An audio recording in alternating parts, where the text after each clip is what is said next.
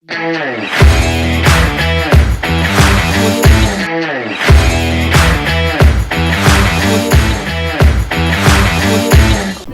हमारे प्यारे साथियों, आप सभी का स्वागत है हमारे शो टॉक विद चित्रा में, जहां हम विभिन्न क्षेत्रों के प्रेरणादायक कहानियां और विशेषज्ञ की राय को साझा करते हैं। आज के हमारे स्पेशल गेस्ट हैं डॉक्टर अभिषेक जैन, अ डिस्टिंग्विश्ड गैस्ट्रोएंटरोलॉजिस्ट इन रायपुर। आज हम डॉक्टर अभिषेक से जानेंगे उनके सफर के बारे में, गैस्ट्रोएंटरोलॉजी में हुए बहुत से विकासों के बारे में और उनसे सुनेंगे उनके बहुमूल्य सुझावों के बारे में। तो चलिए शुरू करते हैं हम आज का अपना ये एपिसोड अपने पहले सवाल के साथ। Welcome doctor Abhishek, welcome to our show. Thank you. सभी दर्शकों को मेरा नमस्कार। Thank you so much, thank you for your time. तो सर आज बताएं कि आपकी ये मेडिकल जर्नी कैसे शुरू हुई, इसके बारे में कुछ बताएं हमें। तो खैर मेडिकल जर्नी तो बहुत लंबी है। शुरुआत 2001 में हुई थी जब मैंने MBBS के लिए एडमिशन लिया था। खैर उस समय सोचा नहीं था कि ये जर्नी कहाँ जाएगी, कितनी लंबी रहेगी, लेकिन बचपन से एक एक्चुअल में घर वालों ने एक बीज बोया था कि एक डॉक्टर बनना है। मतलब एक दादाजी के समय से एक था कि मेरा पोता बड़ा होकर डॉक्टर बनेगा। तो शुरुआत में ही मेरे मन में भी एक चाह अपने आप पैदा हो गई थी डॉक्टर बनने की। वैसे तो मेरी बिजनेस फैमिली है, कहीं भी कोई डॉक्टर मेरे आसपास मेरे घर में नहीं है। तो शुरुआत 2001 में एक नॉर्मल PMT MBBS एडमिशन हुआ। मैंने GMC भोपाल से MBBS किया। 2007 में मैंने GR मेडिकल कॉलेज ग्वालियर वहाँ पे MD मेडिसिन के लिए ज्वाइन किया। 2010 में कंप्लीट किया। फिर मेडिसिन तो एक जनरल ब्रांच होती है, उसके बाद आप सुपर स्पेशलाइजेशन का ट्रेंड है। मतलब मेडिसिन के बाद आप एक अपना सब्जेक्ट चूज करते हैं कि आपको कौन से डिपार्टमेंट की तरफ जाना है या कौन से स्पेशलाइज्ड ऑर्गन की तरफ जाना है और उसमें आगे पढ़ाई करनी है। तो MD के टाइम पे एक गैस्ट्रोएंटरोलॉजी में एक इंटरेस्ट डेवलप हुआ। उस समय जो हमारे प्रोफेसर सीनियर्स को देख करके उसमें आगे बढ़ने की इच्छा हुई। फिर उसके लिए एक अलग मेहनत होती है, थोड़ा एक्सपीरियंस भी लिया गैस्ट्रोएंटरोलॉजी में, जैसे दिल्ली में, और वहाँ थोड़ा वर्क किया, गैस्ट्रोएंटरोलॉजी को और अच्छे से जाना। फिर उसके लिए एक अलग एग्ज़ाम के थ्रू होकर के फिर मैंने 2013 में बहुत ही रेप्यूटेड इंस्टीट्यूट जो हमारा क्रिश्चियन मेडिकल कॉलेज CMC, जो हम जानते हैं जिस निकनेम से, CMC वेल्लोर से मैंने फिर DM की पढ़ाई 3 साल करी गैस्ट्रोएंटरोलॉजी के लिए। और उसके बाद वहाँ पे 1 साल रुक करके आगे एडवांस्ड एंडोस्कोपी और एडवांसमेंट के लिए और वहाँ पे 1 साल रह करके 2007 में उस चीज़ को कंप्लीट किया था। और उसके बाद मैं अपने स्टेट छत्तीसगढ़ वापस लौटा। रायपुर में पिछले नियरली नाउ 7 इयर्स कंप्लीट करने जा रहा हूँ प्रैक्टिस करने। बहुत काफी लंबा सफर है सचमुच। मेडिकल का सफर हमेशा लंबा होता है।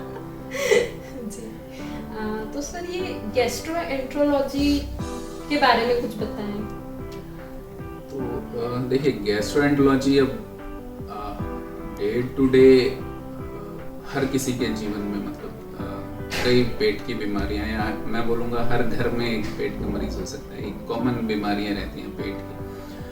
पेट की बीमारियां या गैस्ट्रोएंटरोलॉजी में हम खाने की नली, पेट या छोटी आंत बड़ी आंत से संबंधित जो इंटेस्टाइन होती है उनकी बीमारियों से, लिवर की बीमारियों का, पैनक्रियास की बीमारियों का, ये सब का इलाज हम गैस्ट्रोएंटरोलॉजी में करते हैं।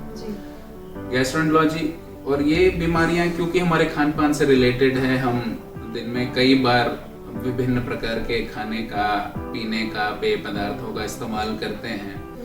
तो इनकी बीमारियां इन्फेक्शन से लेकर के कैंसर से लेकर के बहुत सारी बीमारियां हो सकती है। और बहुत सारे, मैंने आपको जैसे भी नाम गिनाए, बहुत सारे इंपॉर्टेंट ऑर्गन्स गैस्ट्रोएंटरोलॉजी में कवर होते हैं। तो हमारे डे टू डे प्रैक्टिस में बहुत सारी पेट की बीमारियां हमारे खान पान से रिलेटेड, इन्फेक्शन से रिलेटेड है। सुनते हैं डाइजेशन की प्रॉब्लम, कॉन्स्टिपेशन की प्रॉब्लम, एसिडिटी की प्रॉब्लम, पीलिया की प्रॉब्लम। तो ऐसे बहुत सारी बीमारियां, पेट दर्द एक कॉमन, कई घरों में कई सारे पेशेंट्स, मतलब ये कॉमन सिम्टम्स हैं। ये सारे कॉमन सिम्टम्स गैस्ट्रोएंटरोलॉजी में कवर होते हैं। तो ये सारी बहुत सारी कॉमन बीमारियां हैं जो गैस्ट्रोएंटरोलॉजिस्ट, हम एज अ गैस्ट्रोएंटरोलॉजिस्ट हम रोज डील करते हैं। और इन्हीं बीमारियों को सही तरीके से सही समय पे पहचान करना, डायग्नोस करना और उसका सही ट्रीटमेंट करना, ये हमारी जिम्मेदारी है। जी जी। तो सर गैस्ट्रोएंटरोलॉजी में लाइक प्रैक्टिस करते हुए किस तरीके के चैलेंजेस आप डे टू डे लाइफ में फेस करते हो? तो जैसा हम बात कर रहे हैं बीमारियों की, गैस्ट्रो रिलेटेड है ना, तो मैंने जैसे बताया कि कई सारी बीमारियां इन्फेक्शन से लेकर के कैंसर से लेकर के, कई बार मतलब बेसिकली हम अपनी डिजीजेस को दो पार्ट में अगर मैं डिवाइड करना हो तो एक होता है एक ऑर्गेनिक डिजीज, मतलब पेशेंट को सही में प्रॉब्लम है पेट से रिलेटेड, जिसमें वो अल्सर हो सकता है या कोई सूजन हो सकती है, कोई रुकावट हो सकती है। और दूसरा होता है एक फंक्शनल डिसऑर्डर। तो बहुत सारी बीमारियां ऐसी होती हैं कि मरीज को कोई ऑर्गेनिक, मतलब कोई अल्सर, कोई गठान, सूजन, मतलब ऐसा कोई प्रॉब्लम नहीं है, लेकिन उसको एक जो सिम्टम है, जैसे पेट फूलना हो रहा है या फिर भूख की कमी हो रही है, पेट का मतलब जो मल या मोशन, जो स्टूल हम बोलते हैं कॉमन भाषा में, वो क्लियर नहीं हो रहा है। तो ऐसी कई सारी बीमारियां होती हैं जिसमें एक्चुअल में शरीर की बनावट या हमारी आंतों की, इंटेस्टाइन की, लिवर की, वो बनावट सब सही है, लेकिन मरीज को ये प्रॉब्लम्स होती है कि उसको पेट फूला फूला लग रहा है या स्टूल पास करने में दिक्कत है। तो ऐसी बीमारी को हम फंक्शनल बीमारियां बोलते हैं, और जिसमें सही में प्रॉब्लम है वो ऑर्गेनिक डिजीजेस है। तो गैस्ट्रो में बहुत सारी समस्याएं फंक्शनल डिसऑर्डर्स कहलाती हैं, जिसमें एक्चुअल में मरीज को बनावट में प्रॉब्लम नहीं है, कोई मेजर डिसऑर्डर नहीं है, लेकिन सिम्टम के आधार पर कई बार वो अपने आप को बहुत बीमार महसूस कर लेता है या उसके लिए परेशान होकर कई बार उन बीमारियों को एक बड़ा रूप दे देता है। तो एज अ गैस्ट्रोएंटरोलॉजिस्ट हमारा सबसे पहला जो मेरा स्टेप है कि बीमारी को फंक्शनल है या ऑर्गेनिक है, वो पहला स्टेप है उसको पहचान करना। तो अगर ऑर्गेनिक डिजीज है, अल्सर कुछ भी अगर है, तो उसको जरूरी है कि जल्दी डायग्नोस करके उसका ट्रीटमेंट किया जाए। अगर फंक्शनल डिसऑर्डर है तो बहुत सारी चीजें पेशेंट के लाइफस्टाइल में, पेशेंट के डाइट में, कुछ मेडिसिन के सपोर्ट के साथ, और कई बार उनको एक गाइडेंस चाहिए होता है, उनको एक समझाइश चाहिए होती है कि भाई ये बीमारी उनकी सीरियस नहीं है, उनके जो भी प्रॉब्लम्स हैं वो उनके छोटे छोटे दिनचर्या में चेंज करके, कुछ मेडिसिन के सपोर्ट से ये चीजें ठीक हो सकती है।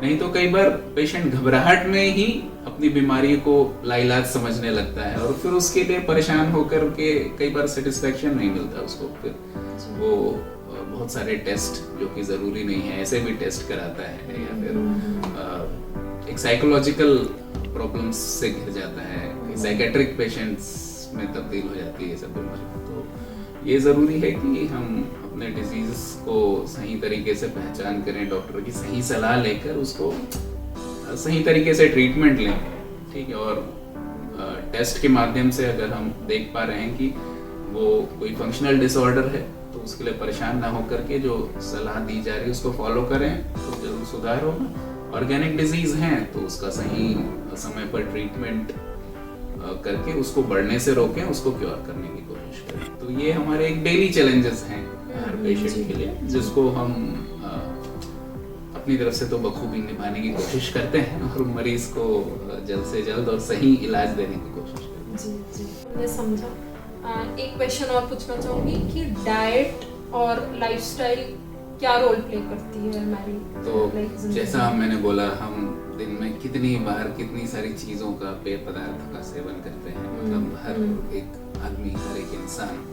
तो उसमें इसलिए पेट से रिलेटेड जो भी बीमारी है उसमें डाइट, लाइफस्टाइल, आपकी हाइजीन, हर चीज की बहुत इंपॉर्टेंस है। तो बहुत सारी पेट की बीमारियां इन्फेक्शन होती हैं जिसमें वायरस हो सकते हैं, बैक्टीरिया हो सकते हैं। जैसे हम अगर बरसात की सीजन की बात करें तो कई बार पेशेंट को या कम्युनिटी में हम देखते हैं बहुत सारे लोग को, खासकर यंग या बच्चों में पीलिया होता है। तो एक viral hepatitis usually common cause है।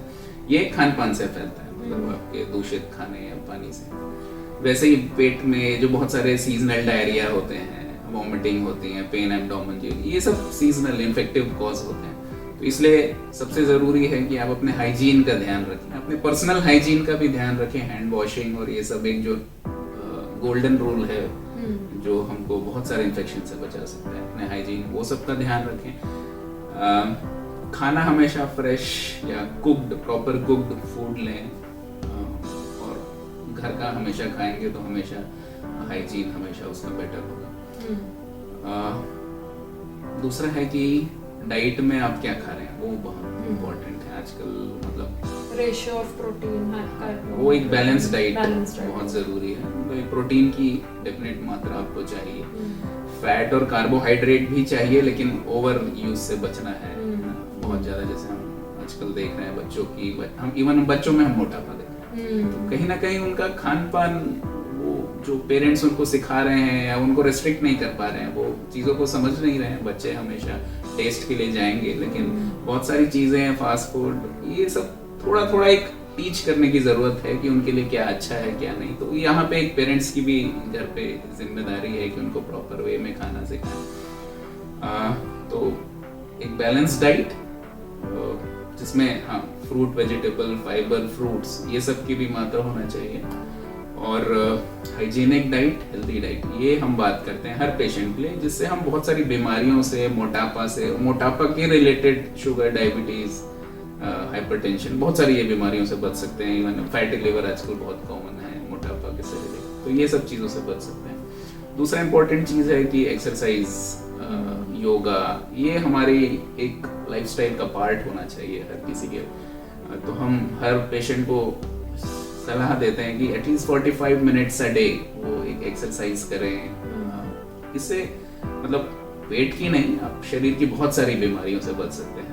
अपने वेट को मेंटेन कर पाएंगे, अपना एक स्टेमिना डेवलप कर पाएंगे, बहुत सारी चीज़ें। तो एक्सरसाइज बहुत इम्पोर्टेंट है। दूसरा एक वैक्सीनेशन का पार्ट भी ऐड करना चाहूँगा इस साथ में। कुछ जैसे वायरल हेपेटाइटिस की हम बात कर रहे थे, तो इनके लिए वैक्सीन्स अवेलेबल हैं, खासकर ये वायरल हेपेटाइटिस ए से रिलेटेड, बी से रिलेटेड। तो ये वैक्सीनेशन, अब तो खैर हेपेटाइटिस बी का वैक्सीनेशन शेड्यूल इंडियन गवर्नमेंट के शेड्यूल में है, वैक्सीनेशन शेड्यूल, लेकिन पहले ये नहीं था। तो बहुत सारी चीज़ें, कई बार हम वैक्सीनेशन से भी हम कुछ बीमारियों से अपने को बचा सकते हैं, वो ज़रूरी है। और चौथी चीज़ जो है एडिक्शन, ये बहुत इम्पोर्टेंट पार्ट है। बहुत सारे लिवर के प्रॉब्लम्स, पैनक्रियास के प्रॉब्लम अल्कोहल रिलेटेड रहते हैं। तो अल्कोहल एक बहुत बड़ा फैक्टर है, हमारे इंडिया में भी बहुत बड़ा फैक्टर है, क्योंकि इसका अब्यूज़ बहुत कॉमन है। बहुत सारे लोग एकदम लत और नशे की हालत में इसे यूज़ करते हैं। तो अल्कोहल रिलेटेड लिवर और पैनक्रियास के प्रॉब्लम हम बहुत कॉमनली डील करते हैं अपने डे टू डे प्रैक्टिस में। तो अल्कोहल का यूज़, वो उससे बचना चाहिए, उसको सुपरवाइज होना चाहिए। पेशेंट को उसके साइड इफ़ेक्ट्स और उसके यूज़ डिसऑर्डर्स, मतलब उसके यूज़ से रिलेटेड डिसऑर्डर्स को समझना होगा। तो वो इम्पोर्टेंट है। साथ ही साथ टोबैको, स्मोकिंग, ये सब चीज़ों से बचना है। तो लाइफस्टाइल में ये चीज़ों को भी अवॉइड करना है। गैस्ट्रोएंटरोलॉजी में अभी हम किस तरीके की विकास देख रहे हैं या देख पा रहे हैं? तो अगर हम गैस्ट्रोएंटरोलॉजी को देखें तो जैसे पहले का ज़माना होता था, हम देखते थे हमारे दादाओं जी की अगर हम बात करें तो एमबीबीएस डॉक्टर ही बहुत रेयर होते थे, या एक एमबीबीएस डॉक्टर होना उस जमाने में बहुत बड़ी बात होती थी। और कॉमन बीमारियां एमबीबीएस डॉक्टर ही ट्रीट करते थे, और बहुत सारे टेस्ट नहीं हुआ करते। अगर हम 50 साल पहले की बात करें तो बहुत ज़्यादा टेस्ट नहीं होते थे। अब जैसे जैसे मेडिकल फील्ड एडवांस हुआ है, तो गैस्ट्रोएंटरोलॉजी नहीं, मतलब हर डिपार्टमेंट या हर डिजीजेस के बारे में हमारे नॉलेज बढ़ा है, हमारे डायग्नोसिस की जो कैपेसिटी है, जो टेस्ट हैं हमारे पास बढ़े हैं, ट्रीटमेंट भी बढ़े हैं। तो वैसे ही ओवर द इयर्स गैस्ट्रोएंटरोलॉजी में भी पहले ज़माने में सिर्फ एक्सरे हुआ करते थे। एक्सरे से कई बीमारियों को पता चला, लगाया जाने की कोशिश की जाती थी, है ना। लेकिन अब धीरे धीरे हम देख रहे हैं कि बहुत सारे हमारे सीटी स्कैन, एमआरआई, ये सब चीज़ें आगे बढ़ी हैं।